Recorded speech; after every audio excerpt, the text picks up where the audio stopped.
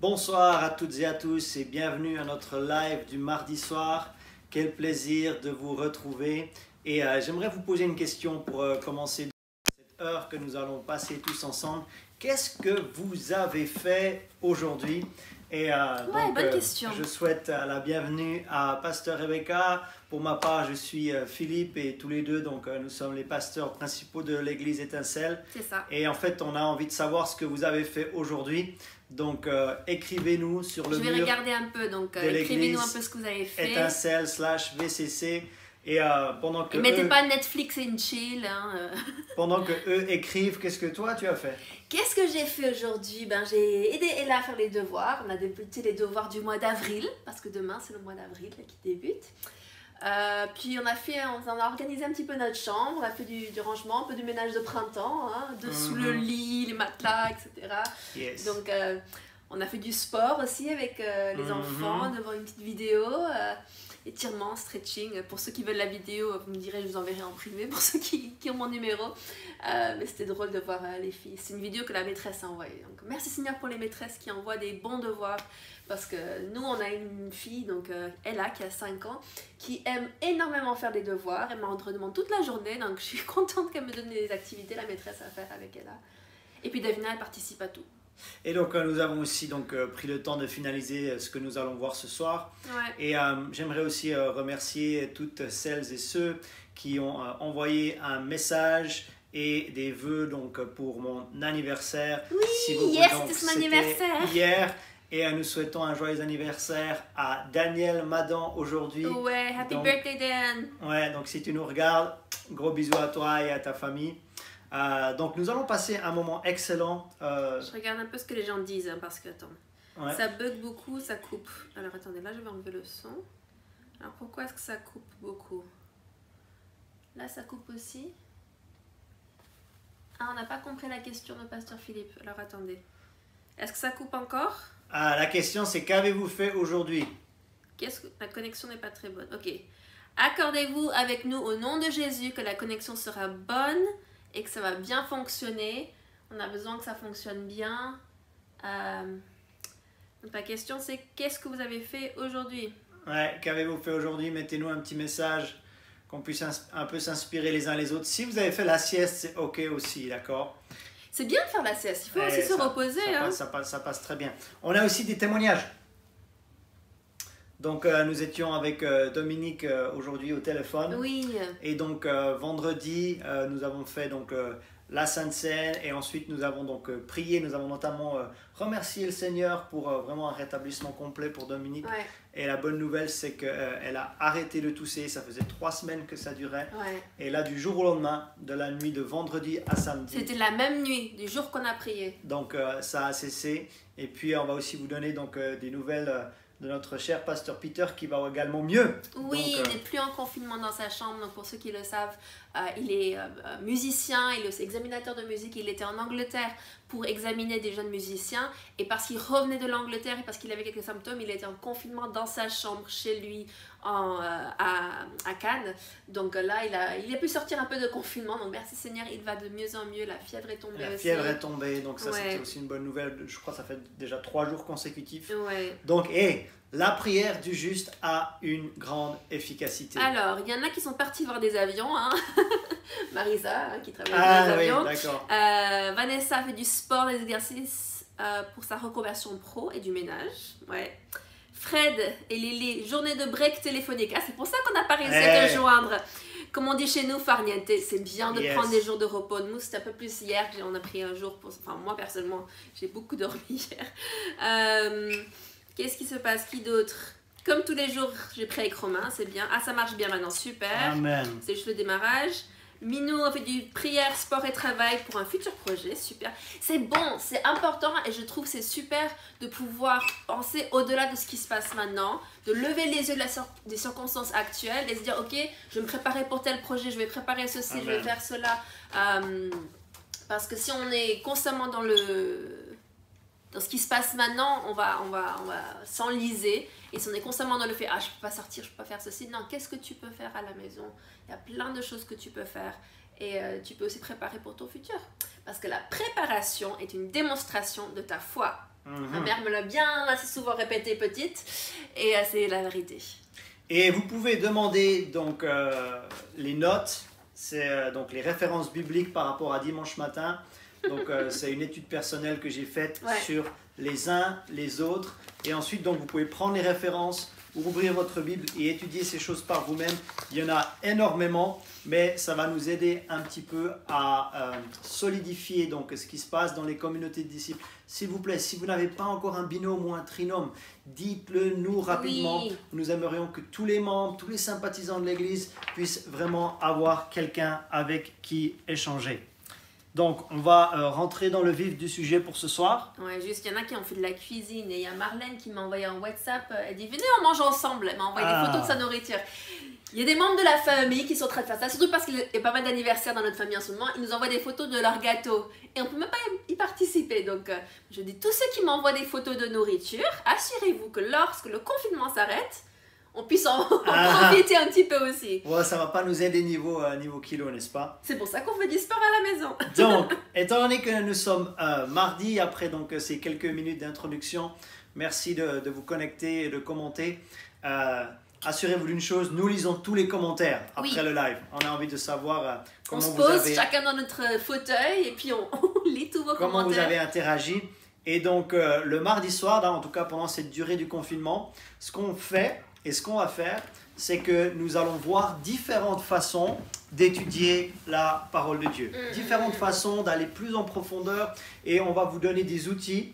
Et ces outils, ils ne sont pas destinés à rester donc, dans la boîte à outils, mais il faut les sortir et vous pourrez les utiliser à bon escient pour votre vie personnelle en tant que disciple de Jésus ou alors pour alimenter les conversations dans vos communautés de disciples quand vous arrivez au point s'enseigner les uns les autres. Okay? Donc, mardi dernier, nous avions vu une méthode qui s'appelle la méthode de l'épée. Et dans la méthode de l'épée, c'est simple. Hein, le but, c'est que ça soit simple, facile à reproduire. On se pose 4 questions. D'accord? On va rappeler ça rapidement.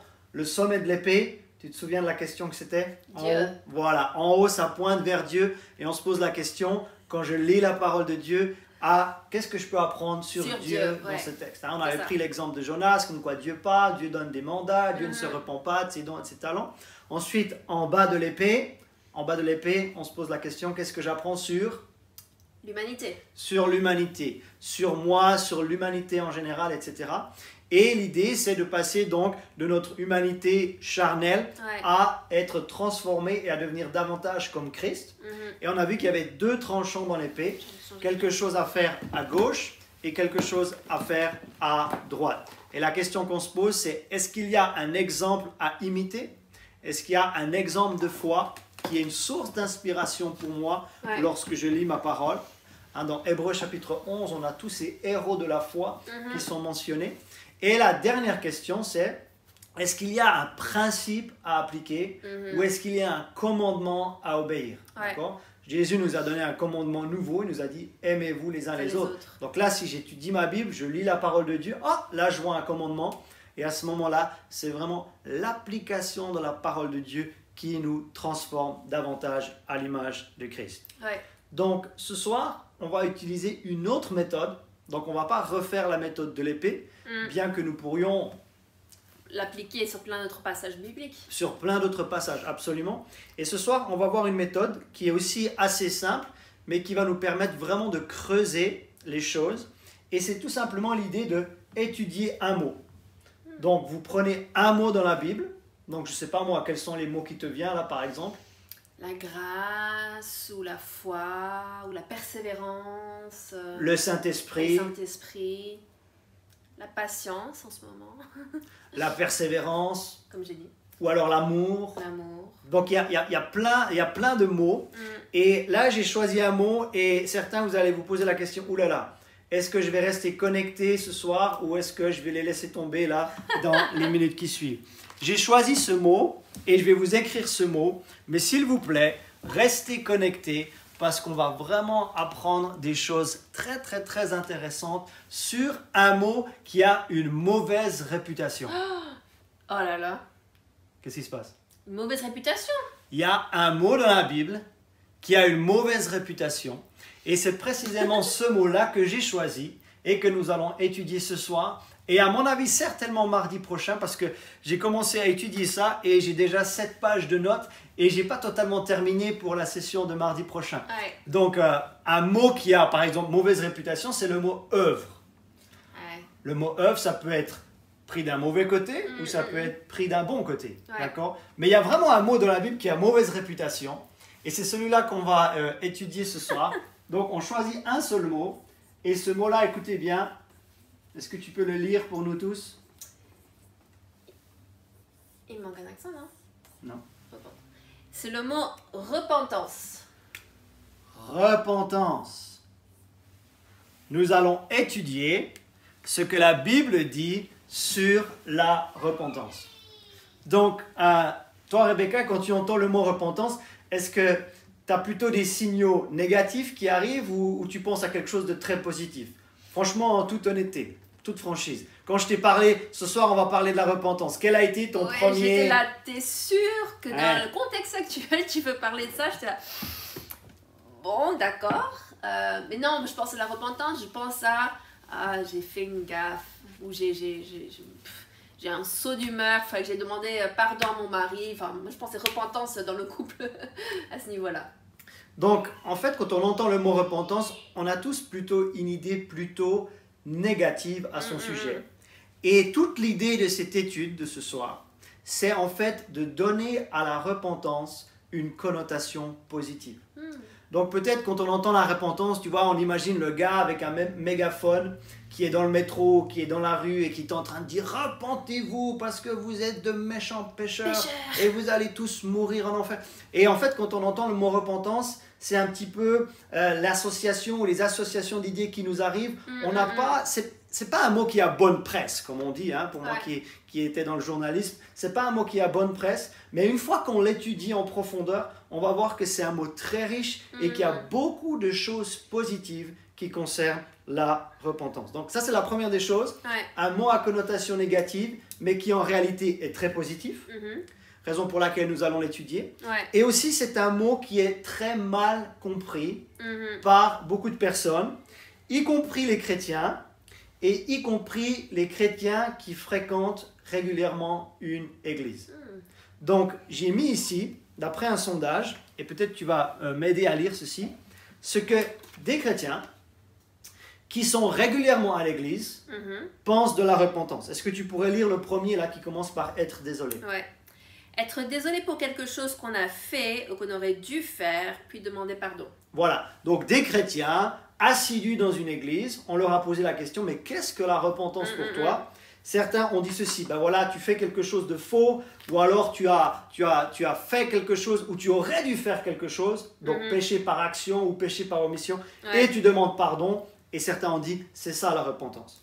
Une autre définition qui est sortie d'après des chrétiens assidus dans une assemblée. Des remords, regrets, chagrins, douleurs, tristesse, souffrance intérieure, en bref, quelque chose de très émotionnel où tu pleures. Voilà. Pour certains, la repentance, il faut absolument basculer dans l'émotionnel, tu vois. Si quelqu'un pleure, si quelqu'un vraiment est pris dans ses émotions, etc., waouh, la personne est en train de se repentir, elle est en train de vivre quelque chose avec Dieu.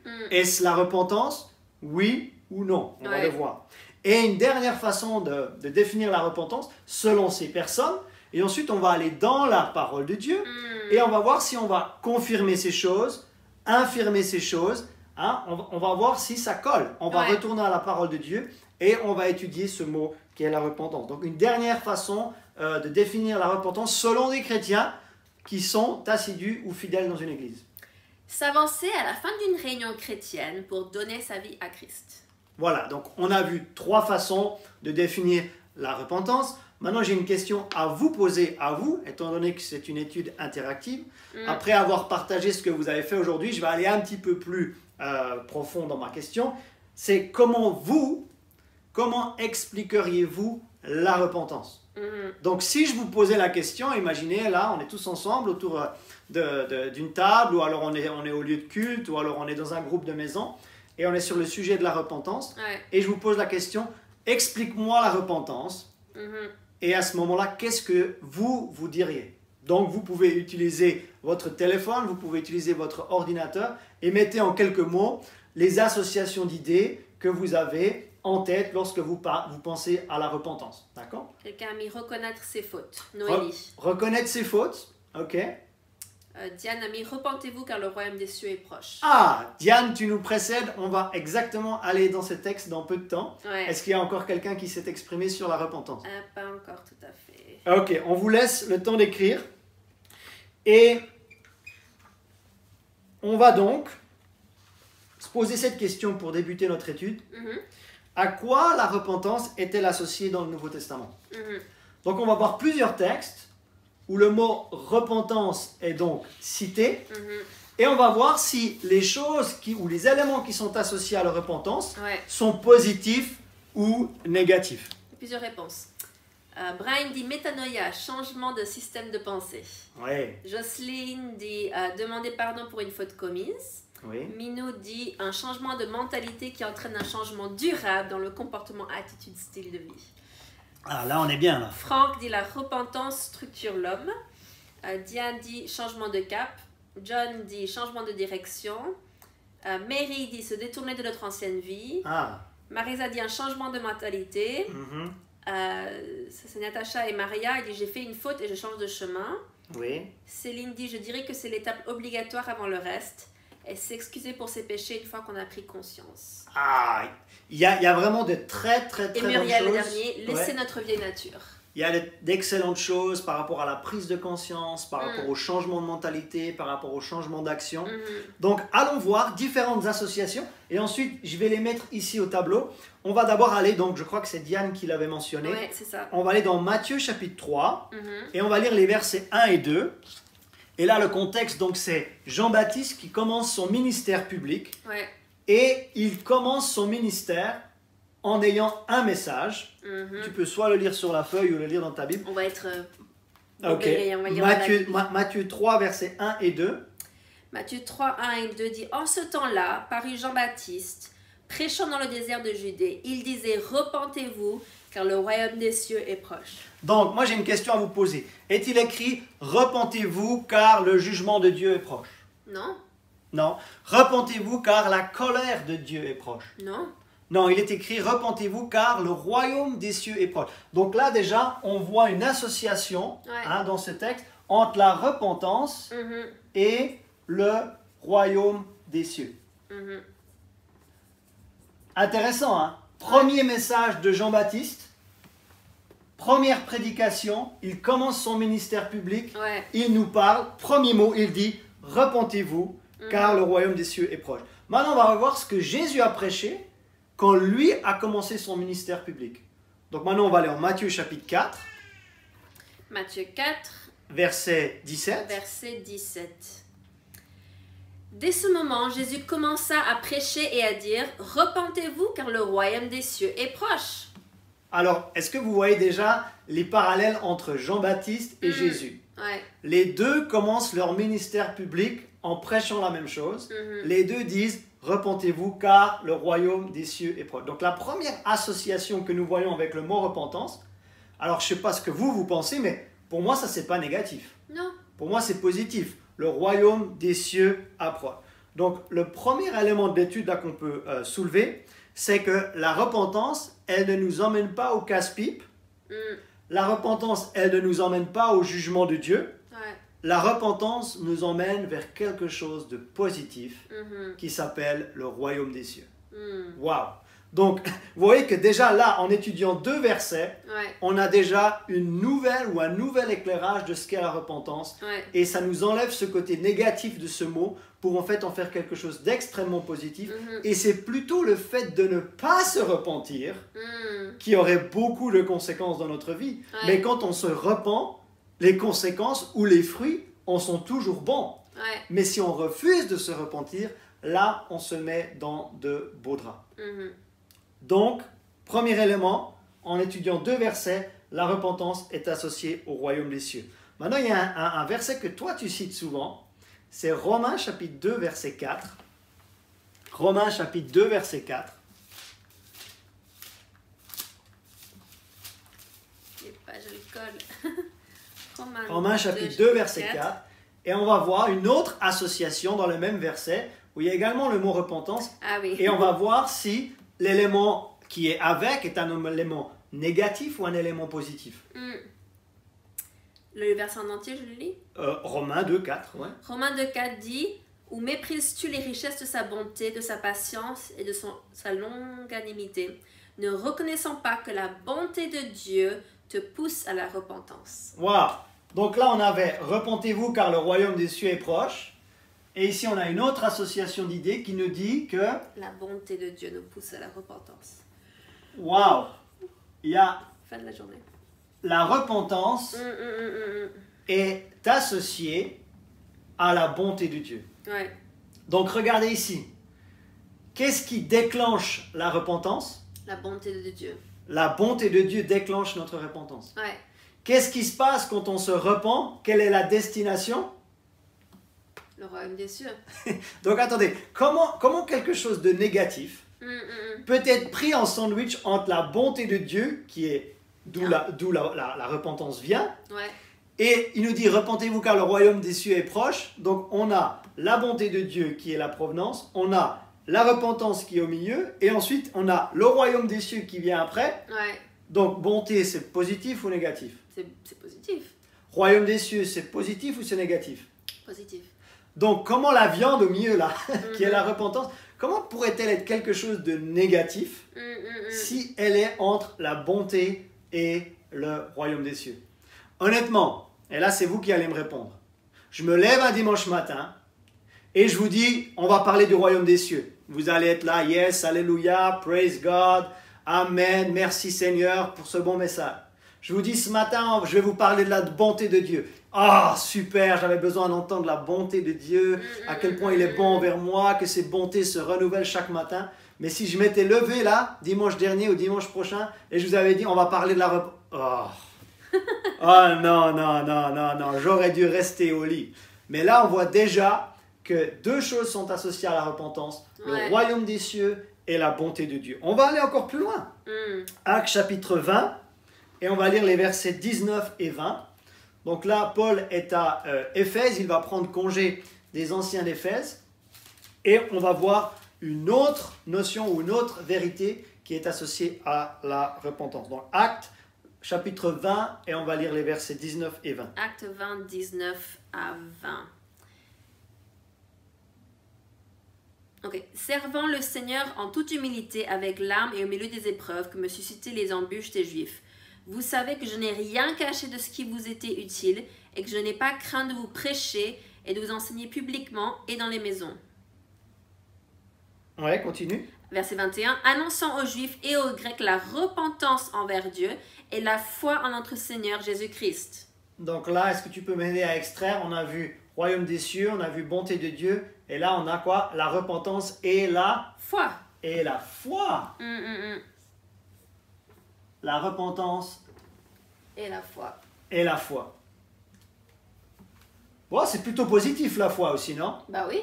Hein, quand on parlait des héros de la foi dans Hébreux chapitre 11, on sait que par la foi, on peut accéder à la grâce de Dieu qui a été pourvue pour nous. Ouais. À nouveau, hein, si je m'étais levé, on dit ah, ce matin, je vais parler de la foi, on va parler du don de la foi, on va parler de la foi qui déplace les montagnes, on va parler que même si notre foi est aussi grande qu'un grain de moutarde, les choses vont bouger dans notre vie. Et quand on parle à la foi, ben, les montagnes bougent, etc.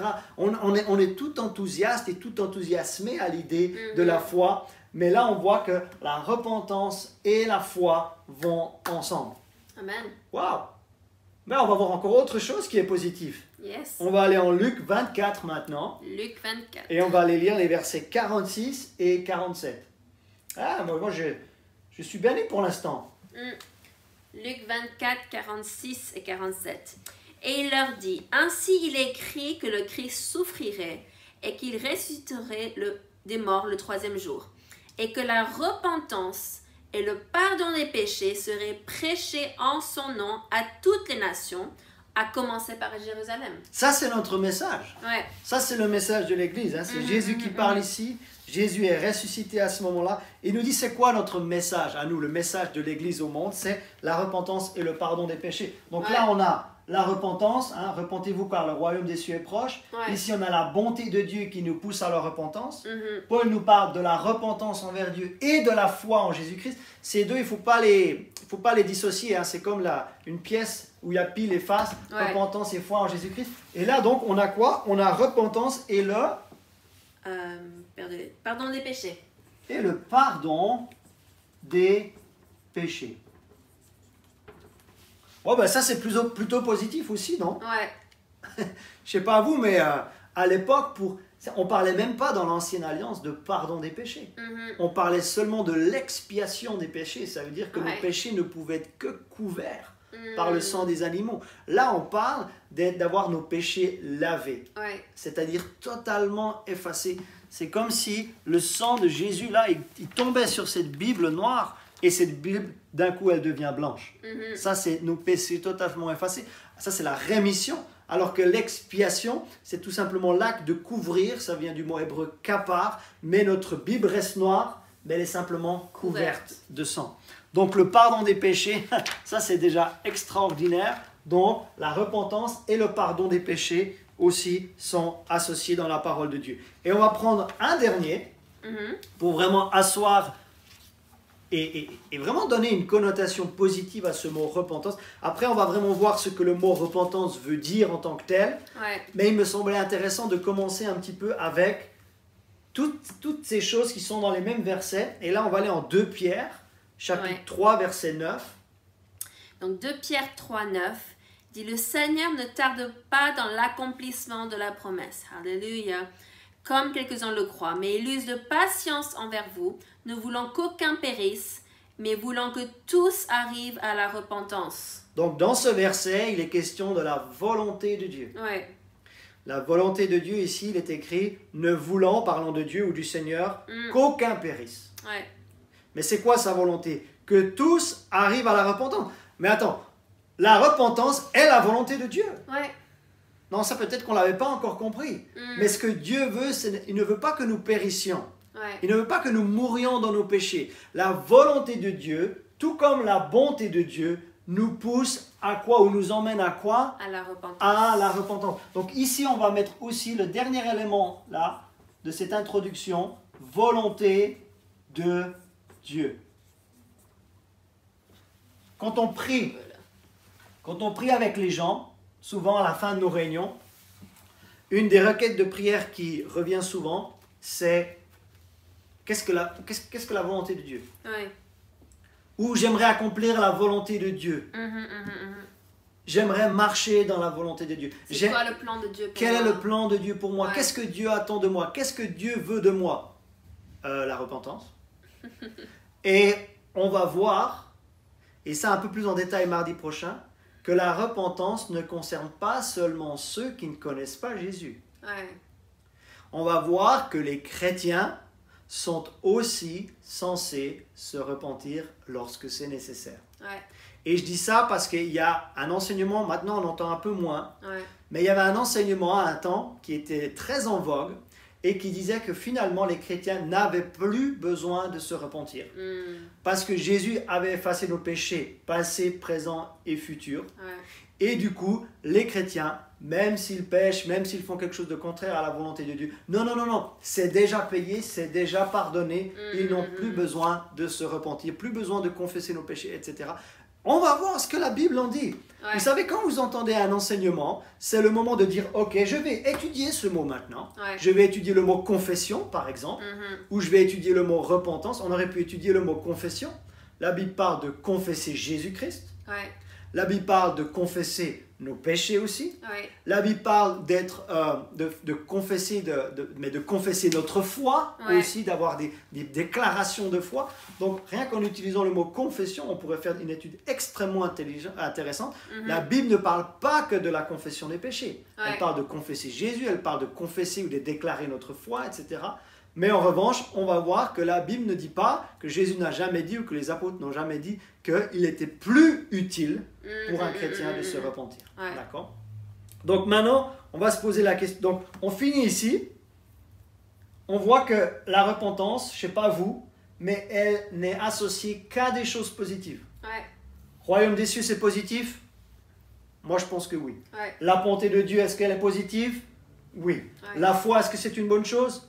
Oui. Le pardon des péchés, est-ce une bonne chose? Oui. La volonté de Dieu. Mais moi, je vis pour accomplir la volonté de Ouais, Dieu. c'est ça. Je ne veux pas être en dehors de la volonté de Dieu. Donc, comment la repentance peut-elle être mauvaise si elle est associée à toutes ces choses? Donc, j'espère qu'à ce niveau-là de l'étude, nous avons déjà renouvelé notre intelligence pour ne plus voir la repentance comme quelque chose de mauvais, comme quelque chose qui a une mauvaise réputation ou une mauvaise presse, Ouais. mais de voir que quelque chose qui nous emmène dans une nouvelle dimension. Est-ce qu'il y a des commentaires par rapport à ça? Juste des gens qui disent que ça bug un peu au niveau de l'internet, mais ici de notre côté tout va bien, donc je pense peut-être que c'est votre...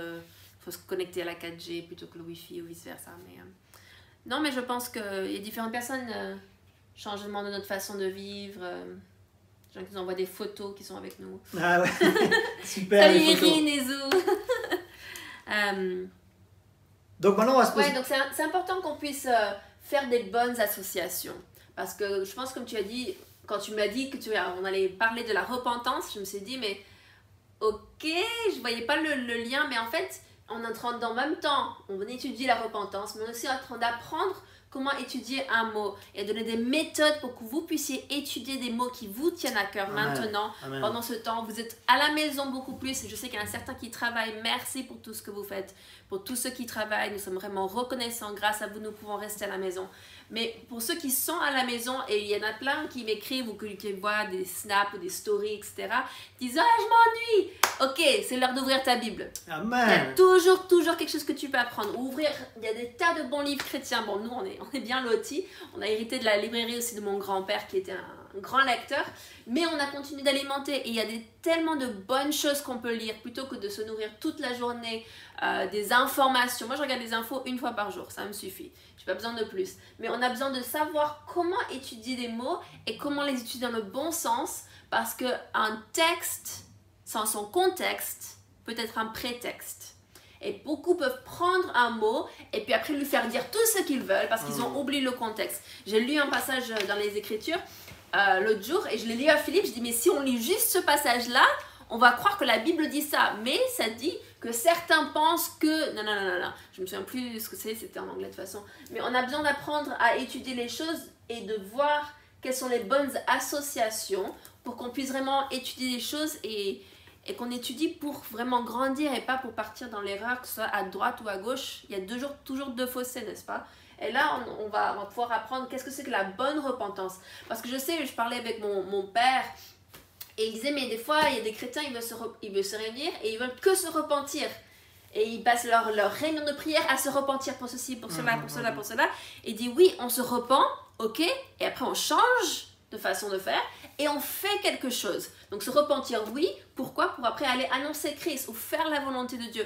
Mais pas être constamment dans ce monde de se flageller soi-même. C'est pas ça la repentance comme on le voit. C'est se détourner de son ancienne vie. On va voir ce que c'est vraiment que la repentance. Tu vas l'expliquer là. Ouais. Mais qu'on se repent pour faire quelque chose de bien. Absolument. Et regardez, on entrecoupe ses sources. Ouais. Ça, c'est quelque chose que j'ai appris en journaliste. Tu ne peux pas publier quelque chose si tu as seulement une seule source qui le dit. Donc, je ne peux pas commencer à prêcher quelque chose parce qu'il y a un seul verset qui le dit. Ouais. Non, la repentance, là, on a déjà étudié 5 versets, même 6, parce que le royaume des cieux, on avait deux versets. Et là, on commence déjà à avoir un meilleur aperçu de ce qu'est la repentance. Et on voit que la repentance est tout le temps associée à de bonnes choses. Tout le monde dit de bonnes choses. De bonnes choses. Donc maintenant, qu'est-ce que la repentance? Oui, voilà. Donc c'est là que vous... Alors là, vous pouvez aller prendre un logiciel, aller sur MCTV, vous pouvez taper le mot repentance, il va vous sortir les versets par exemple. Après, tu peux aller dans une concordance Strong et vous allez voir que par exemple le mot repentance, certains ont cité métanoïa, hein? Méta, donc on va voir ce que c'est, mais métanoéo, métanoéo, ok? Ça c'est le mot repentance dans sa langue, donc le Nouveau Testament a été écrit en grec. Maintenant, le mot méta, qu'est-ce que ça veut dire? Le mot méta, ça veut dire un tournant, un changement, une transformation. Amen. On retrouve ça par exemple dans le mot transformation. métamorphose. hein, une chenille subit une métamorphose pour devenir papillon. Et vous êtes dans votre cocon en ce moment.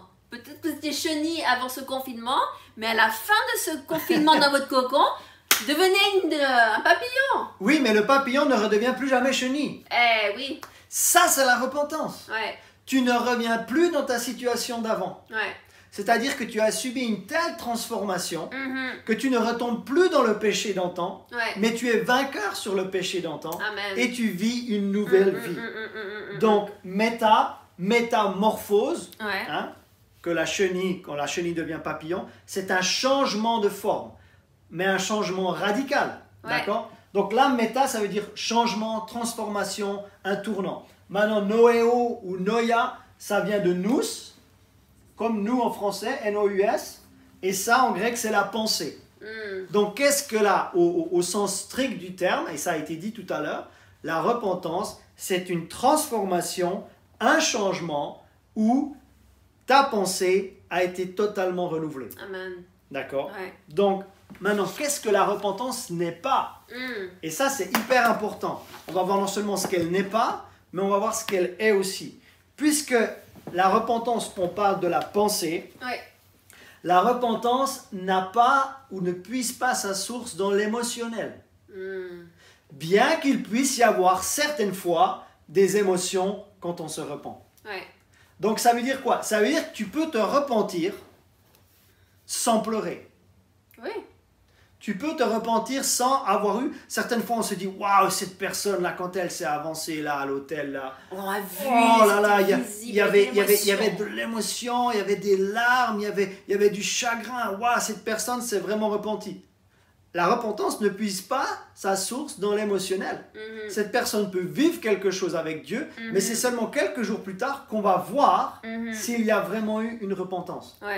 Donc, la repentance ne touche pas forcément l'émotionnel, même s'il est possible d'avoir des émotions lorsqu'on se repent. Ça, c'est hyper important. Mais la repentance trouve sa source dans notre pensée. Donc, ça veut dire que ce n'est pas juste un feu de paille, c'est pas juste quelque chose d'émotionnel qui arrive et tu prends une décision. Ouh, oh, on était avec tous ces jeunes là et j'ai vraiment pris une décision de suivre Christ. Et en fait, il y avait tellement d'émotions que finalement, on s'est laissé porter par les émotions. Mais ça, c'est pas la repentance. La repentance, ce qu'elle n'est pas, donc on a dit qu'elle n'est pas d'origine émotionnelle, bien qu'il puisse y avoir des émotions lorsqu'on se repent. Ce que la repentance est, vu que c'est une transformation de la pensée, elle est une décision consciente. Une décision que je prends en sachant précisément ce que je suis en train de faire. Ce n'est pas quelque chose qu'on me force à faire. Je suis conscient de la décision que je vais prendre, et puisqu'elle a lieu dans la pensée, et c'est une décision consciente de vouloir totalement changer de vie. Donc ce n'est pas juste un feu de paille. C'est pas juste dans le moment là, parce qu'on était avec plein d'autres personnes, on était en train de vivre un moment fort dans le Seigneur. Non, c'est je sais ce que je fais, je prends une décision et je prends une décision qui va radicalement changer ma vie. Une autre chose, c'est que cette transformation de la pensée, et ça a été dit tout à l'heure, doit nous mener à une transformation en acte.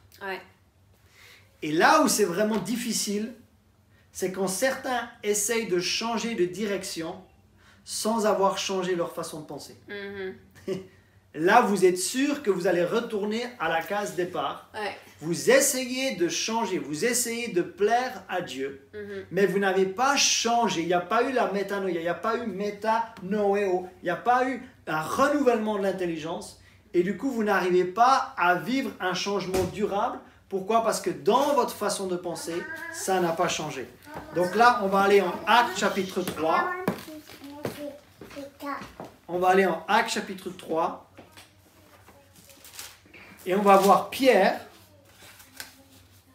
un discours de Pierre. Et en Actes 3, verset 19, comme Jean-Baptiste qui avait parlé de la repentance, comme Jésus qui nous avait parlé de la repentance, Pierre nous parle également de la repentance ici.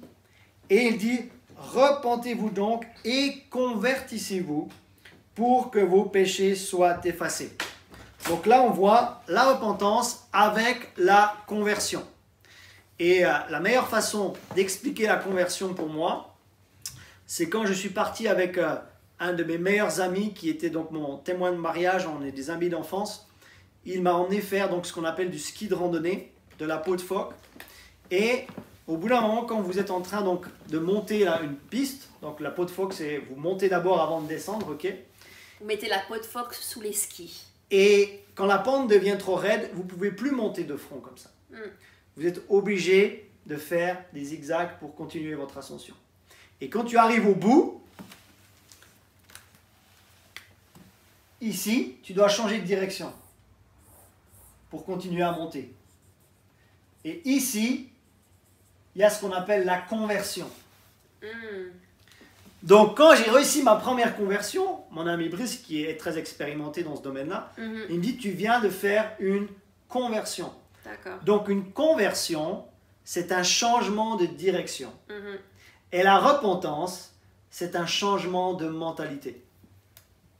Donc, quand Pierre il dit, repentez-vous et convertissez-vous, on pourrait dire, changez votre façon de penser et changez votre direction pour que vos péchés soient effacés, afin que des temps de rafraîchissement viennent de la part du Seigneur. Donc les deux sont importants dans la repentance. Mais le changement de mentalité va nécessairement déclencher un changement de direction. Mais changer de direction sans avoir changé sa façon de penser, même si on a pleuré, ça ne sera pas une vraie repentance. Ça sera quelque chose d'émotionnel, mais ça ne sera pas quelque chose de conscient qui a été pris dans notre intellect et dans notre façon de penser, de vouloir vraiment changer notre façon de vivre. Est-ce qu'il y a quelque chose que tu voulais ajouter à ça ou pas? Non, pas pour l'instant. J'étais un peu distraite. Lis-nous la définition alors qu'il y a Alors, ici. lis la définition. Donc ça, c'est une définition, d'accord? Il peut y en avoir plusieurs. Voilà. La repentance est un changement volontaire de la pensée qui mène à un changement total et durable de vie. Action. Donc, pour une repentance, au sens biblique du terme, il y a un changement de la tête aux pieds. Je pense autrement dans mes pensées. Première chose, c'est là que ça part. Si ça ne part pas là, ça ne sera pas durable. Je pense différemment dans mes pensées. Je crois différemment dans mon cœur. Et je vis autrement dans mes actes. Là, il y a repentance. Je pense autrement. Je crois autrement. Et je vis autrement. Et finalement, quand quelqu'un s'avance, par exemple, pour recevoir Christ, ben, on va voir. Certaines fois, il y a des personnes qu'on voit s'avancer avec Christ, ils sont tout de suite fidèles dans l'église, ils se font baptiser, ils mettent leur vie en règle avec Dieu. Tu vois, par exemple, ils avaient des relations sexuelles en dehors du mariage, après ils désirent se marier. Et là, on voit que la repentance a des fruits dans la vie concrète. Tout à fait. Donc, la repentance, on doit toujours être en mesure de la voir. Elle se manifeste de façon concrète. En revanche, si les personnes, voilà, ils s'avancent, ils acceptent Christ, etc., et tout d'un coup, on ne les voit plus du tout, ou alors on ne les voit pas changer de vie, etc., là, on peut commencer à se poser la question, mais est-ce qu'il y a vraiment eu un changement intérieur? Est-ce que le cœur de la personne a vraiment été changé? D'accord? Est-ce que notre cœur de pierre est vraiment devenu un cœur de chair? Ou est-ce que c'était un assentiment mental et que c'est pas tombé? Ou alors c'était juste, voilà, d'autres l'ont fait, donc moi je le fais aussi, mais quand il y a vraiment cette sincérité, on doit pouvoir être en mesure de voir un vrai changement dans la personne. La repentance a des fruits. Un bon arbre aura de bons fruits et un mauvais arbre aura de mauvais fruits. D'accord? Donc maintenant, après avoir expliqué différentes choses qui sont associées à la repentance, bonne chose, après avoir expliqué ce qu'est la repentance, on va se poser la question maintenant, et tu pourrais lire pour nous Hébreux 6, versets 1 et 2. On va se poser la question, la repentance est-elle une option? Est-elle une option? On va voir ce que dit la parole. Alors, Hébreux 6, 1 et 2, qui dit « C'est pourquoi, laissant les éléments de la parole de Christ, tendons à ce qui est parfait, sans poser de nouveau les fondements du renoncement aux œuvres mortes, de la foi en Dieu, de la doctrine des baptêmes, de l'imposition des mains, de la résurrection des morts et du jugement éternel. Donc toi, tu as une version seconde, n'est-ce pas? Oui. Donc la version seconde dit, alors je ne sais pas c'est à quel verset, peut-être le 1 ou le 2, qui toi tu vas parler de nouveau le renoncement. Aux œuvres mortes, ouais. Renoncement aux œuvres mortes. Hein, ça c'est ce que dit la 8 secondes. Moi j'ai choisi la version Martin qui nous dit « Et ne nous arrêtons pas à jeter tout de nouveau le fondement de la repentance des œuvres mortes. » Donc ici il y a le mot repentance. Ouais. Donc Hébreux 6, versets 1 et 2, ce sont les principes élémentaires, l'ABC si vous voulez, des enseignements de Jésus. Ouais. Donc c'est vraiment la base. Et quel est le... Donc il y en a 6 de ces éléments qui sont mentionnés ici. Ouais. Et le tout premier qui est mentionné, c'est donc le renoncement aux œuvres mortes, ou c'est ce qu'on appelle aussi la repentance. Donc, ouais. Jean-Baptiste a prêché la repentance. Ouais. Jésus a prêché la repentance. Paul a prêché la repentance. On vient de lire dans Acte 3, Pierre a prêché la repentance. Ouais.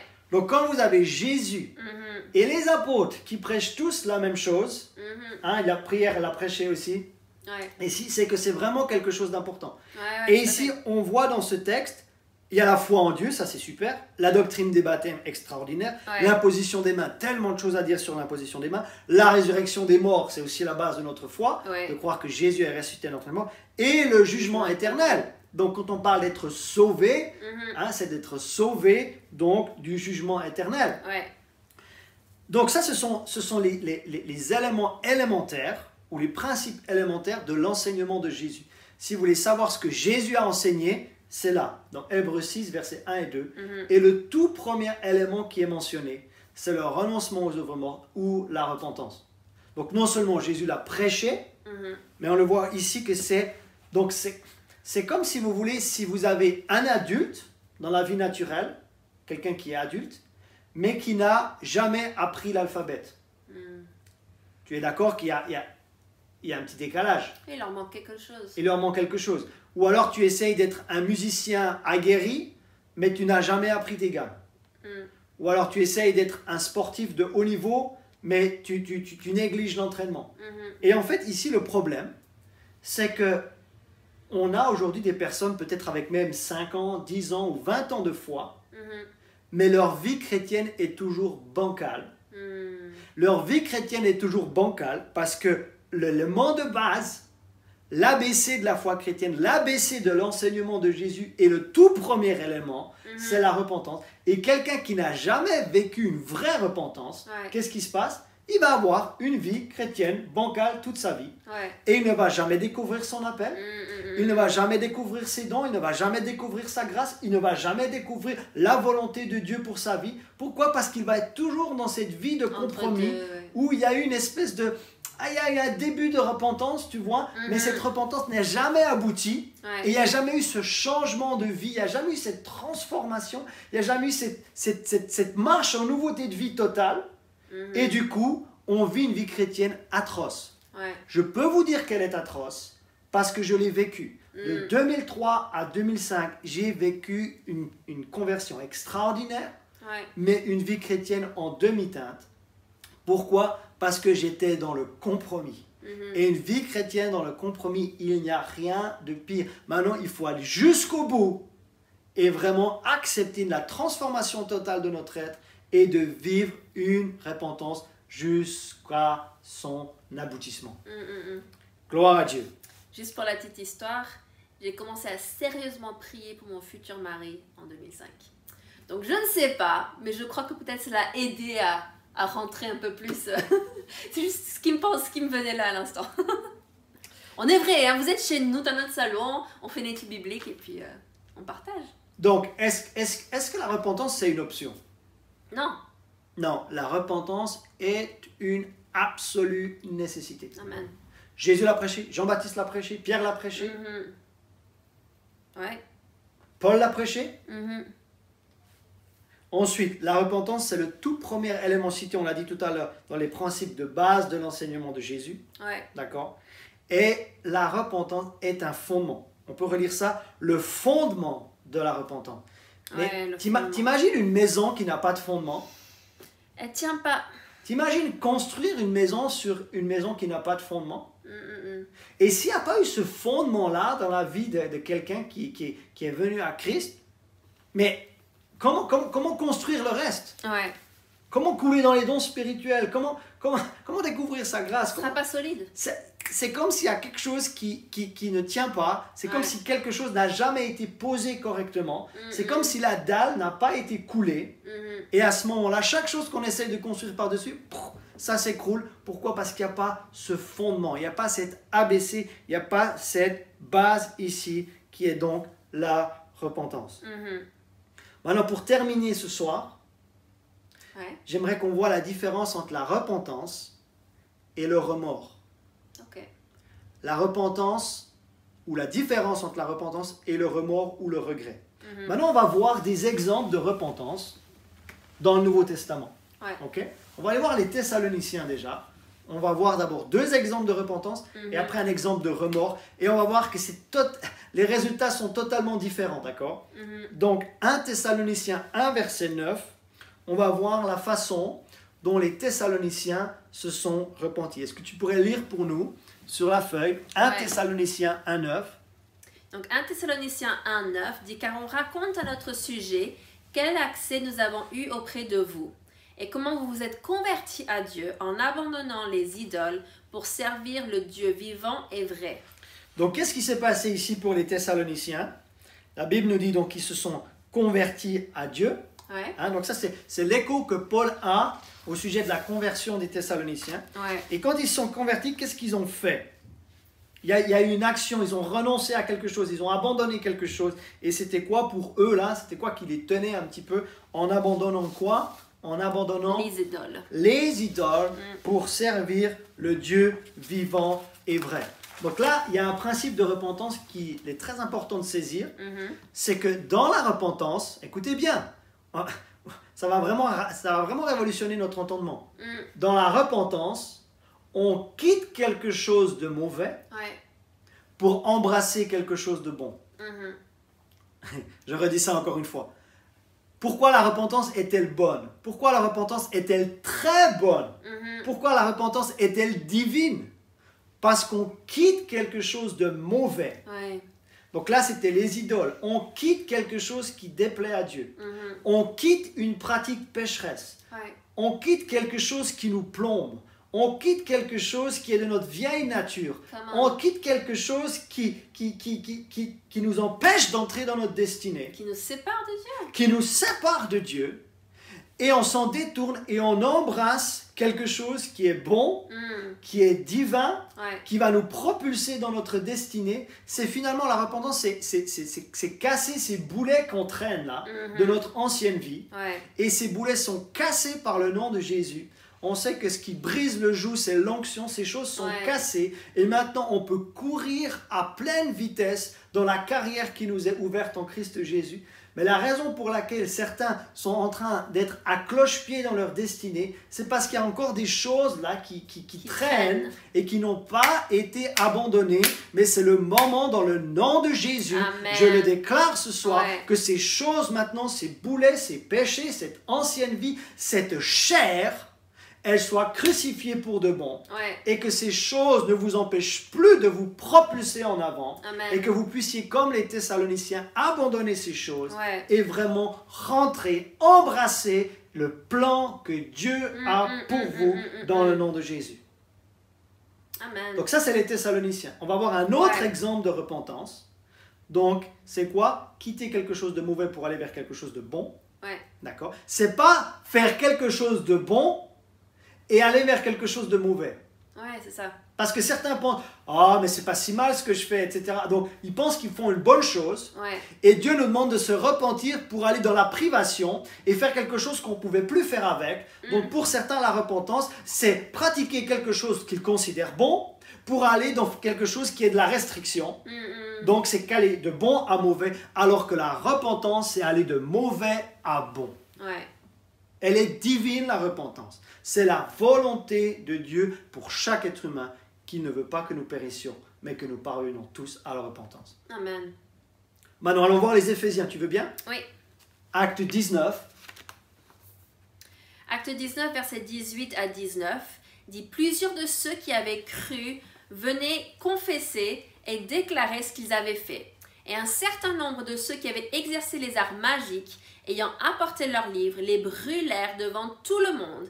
On en estima la valeur à 50 000 pièces d'argent. » Donc on a dit, il faut qu'on termine là ce soir. On a dit qu'un premier principe de repentance, c'était de quitter quelque chose de mauvais pour aller quelque chose de bon. Ouais. Et là, on voit quoi? Ils ont brûlé devant tout le monde, ils exerçaient la magie, d'accord? Ouais. Ils ont apporté leurs livres, ils ont tout brûlé devant tout le monde. Et ces livres avaient beaucoup de valeur. Ouais. Donc on voit ici que la repentance, elle nous mène au salut, Ouais. elle nous mène à la vie, elle nous mène à la liberté, elle nous mène à la délivrance. Tout le contraire du remords et du regret. Ouais, c'est ça. Et là, on va prendre Judas pour terminer. Matthieu chapitre 27, s'il te plaît, les versets 3 à 5.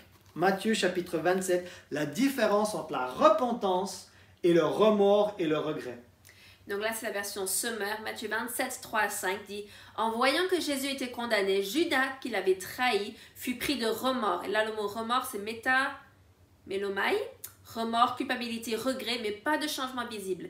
Il alla rapporter aux chefs des prêtres et aux responsables du peuple les 30 pièces d'argent et leur dit « J'ai péché en livrant un innocent à la mort. » Mais ils répliquèrent « Que nous importe, cela te regarde. » Et Judas jeta les pièces d'argent dans le temple et partit et alla se pendre.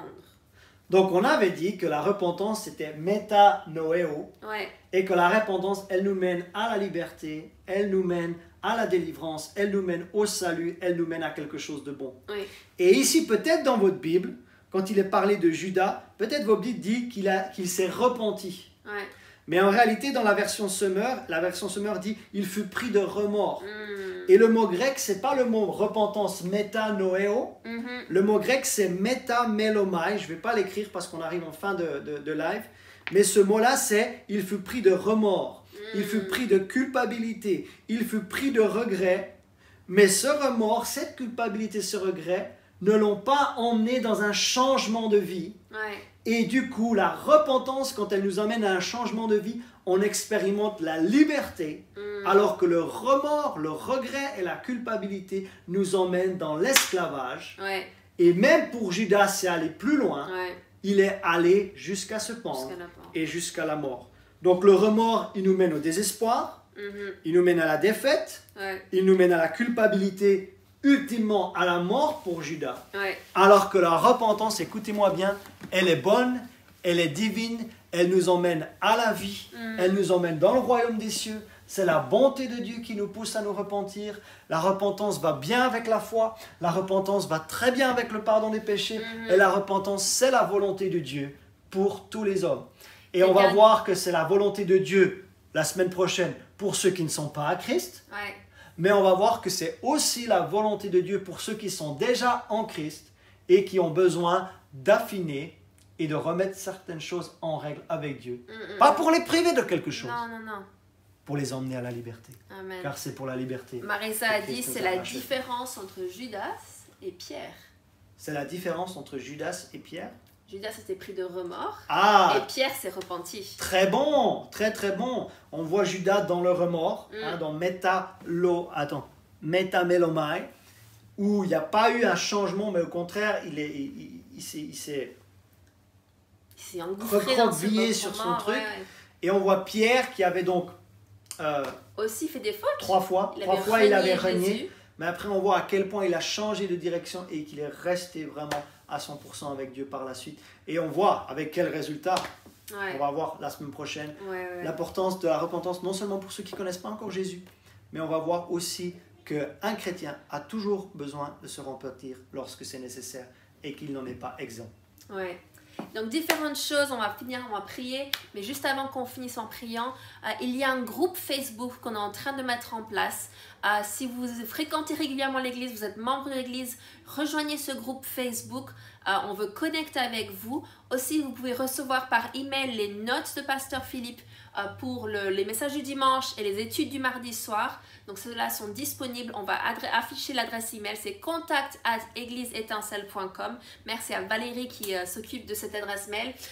Aussi, si vous voulez recevoir directement sur votre téléphone le lien du Facebook Live sur quelques minutes avant que ça se produise pour que vous puissiez l'avoir de suite, on va afficher le numéro de téléphone de l'église dans les quelques instants qui suivent. Aussi pour que vous puissiez envoyer un message et dire je veux recevoir les informations, je veux recevoir les liens du direct, et comme ça vous les recevez directement sur votre téléphone et vous êtes au courant tout de suite. Mais merci à chacun d'entre vous qui venez, qui participez. C'est vraiment une grâce et je crois qu'on va ressortir de cela beaucoup plus fort, beaucoup plus déterminé, beaucoup plus ancré dans la parole. Mais aussi merci à tous ceux qui nous rejoignent de l'extérieur. Vous êtes les bienvenus. Et vendredi soir, nous allons à nouveau avoir la Sainte Seine et la prière, mais nous allons avoir un temps avant la Sainte Seine. On va vraiment parler et enseigner sur la guérison divine. Ça va être un temps particulier. Pasteur Peter va partager, je vais partager sur la guérison divine, et on croit vraiment qu'on va avoir des miracles, on va avoir des signes, des prodiges Amen. Dans votre vie. Et dans la vie de vos bien-aimés. Et la vie de vos bien-aimés. Donc envoyez-nous les requêtes de prière, les sujets particuliers, et on va prier pour cela. Et c'est 20h, c'est l'heure d'aller applaudir le personnel médical. Mais on vous bénit dans le nom de Jésus. Dans le nom de Jésus. On ne Ouais. veut pas vous retenir. Donc, on prendra plus de temps pour prier le vendredi soir. Et vous entendez nos voisins, il y en a qui sont à la batterie, à la flûte, et ils nous sortent des morceaux assez sympas. Mais soyez bénis, et les numéros vont s'afficher. Je vais les mettre ici en fin de choses. Donc voilà, on vous embrasse. On vous aime, on vous apprécie. À bientôt.